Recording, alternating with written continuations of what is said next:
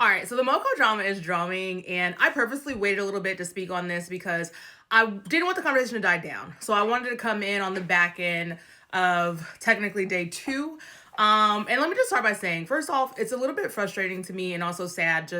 I don't know how disconnected people in my community currently feel to what's happening in Minnesota. And while I understand, right, that is hours and hours away from us, it's still happening, and it's happening here in America, right? And for those of you who don't know, ICE is and has been in Memphis, which is just a couple hours away.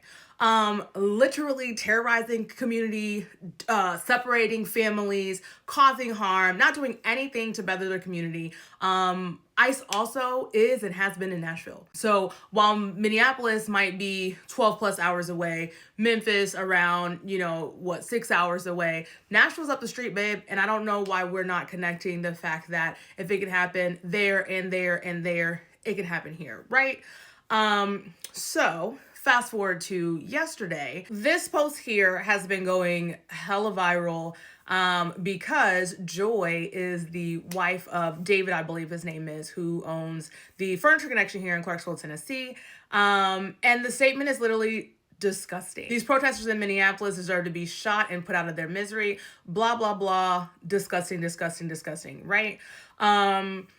This is really frustrating because this is anti-American protesting. When your boy was taken out, there was all these conversations about, oh, no one deserves to be killed for exercising their constitutional right, freedom of speech, all this kind of stuff. Last time I checked, protesting was also a constitutional right. So it's really funny where the lines are blurred and drawn against around what is American, what's anti-American, who is being American when they do what. I feel like January the 6th, but that's also a different amount of conversation that gets put on that too, right? So here we are. This is Joy in Clarksville, Tennessee, making this disgusting statement. Why does this matter? I think number one, outside of it being disgusting, because how dare you just call for these people who are literally exercising their constitutional right to be shot? But the fact that, to me, I feel like the only reason that we found this is because she has said this multiple times and someone in her community has piped her up to make her feel like, you know what, girl? Hell yeah. Post that on Twitter. She felt really good about it. Like, really, really thought she popped off, right?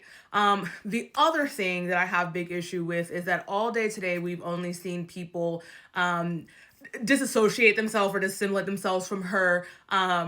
Her husband has made an official statement talking about the person, which literally is his wife.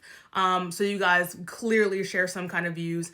Furniture Connection made a statement about her not being part of the business, and they don't condone what it is that she said. Also, our wonderful Chamber of Commerce made sure to make a statement as well that she is not a member of them or associated with them, and neither is her husband, when they literally just hosted business after hours for the chamber last October.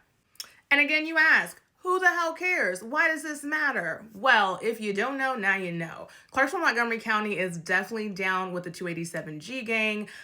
They will be participating. They have signed on to assist if necessary. And when we hear messaging like this, when we see people in this community who are bold enough, who are members of the community. I mean, they just had an award ceremony for their workers, as you see, part of Chamber of Commerce, so rubbing elbows with community members, bold enough to make these kind of statements publicly, knowing they can be found.